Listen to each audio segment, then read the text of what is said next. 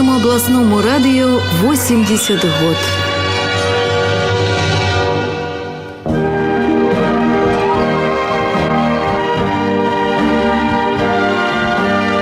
Говорить Гомель. В эфире передача Гомельскому областному радио 80. Перед микрофоном автор и ведучий яе Михаил Волсов. Я неяк прикинуў, колькі людзей працавала на нашым радыё за пасляваенны час. Атрымалася, што на розных пасадах тут пабывала прыкладна 120 чалавек, не ўлічваючы тых, хто сёння рыхтуе і выдае перадачы в эфір. У народзе кажуць, лес няроўны, тым больш людзі. Вядома, і ў радыёкамітэце яны былі розныя, і па жыццёваму вопыту, і па прафесійнай падрыхтоўцы. Нехта, як кажуць, толькі наслядзіў, але ж пераважная большасць у сілу сваіх здольнасцей, працавітасцей упісала в гісторыю радыё адметны радок. Мне часта ўспамінаецца Іван Мікітавіч Гарбачоў, былы галоўны рэдактар радыё. Нарадзіўся ён в Украіне, па нацыянальнасці рускі, а жыццё сваё звязаў з Беларуссю. На пачатку Вялікай Айчыннай вайны тут спазнаў горыч адступлення і акружэння, з якога ўдалося вырвацца. Пазней ваяваў у партызанскім атрадзе на беларускай зямлі. Тут жа пачаўся яго шлях у журналістыку. Быў адказным сакратаром і рэдактарам рэчыцкай гарадской газеты, затым на партыйнай рабоце там жа, пазней загадчыкам аддзела ў абласной газеце «Гомельская правда». І калі ўлетку 1966 года Іван Гарбачоў прыйшоў на пасаду галоўнага рэдактара абласнога радыё, у яго быў ужо вялікі жыццёвы і журналісцкі вопыт. Мне таксама давялося працаваць з ім некалькі гадоў.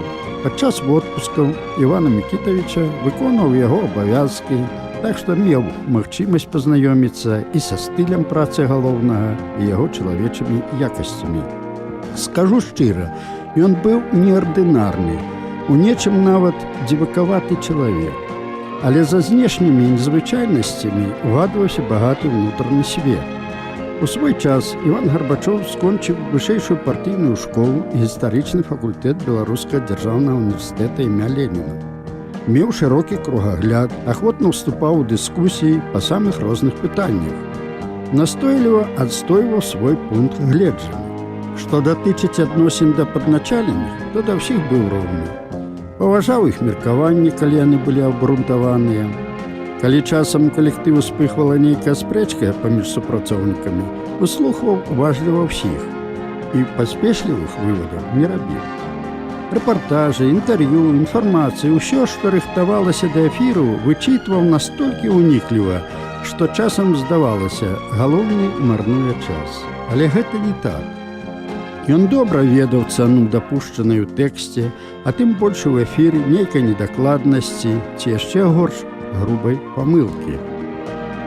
У кабінеце Івана Мікітавіча стаяў спецыяльны радыёпрыёмнік, па якім ён кантраляваў запіс перадач у апаратнай. І калі надараўся збой, не праходзіла хвіліны, як галоўны ўжо быў там. Дакладнасць, нават скрупулёзнасць у кожнай справе, правілы, якімі ён кіраваўся заўжды. Як на працы, так і ў жыцці. У любое надвор'е, у адзін і той жа час рабіў прагулкі, займаўся маржаваннем, ужо будучы ў сталым узросце, зімой на сожы, расчышчаў дарожку і катаўся на каньках. Пасля працоўнага дня любіў супрацоўнікам пагуляць у шахматы.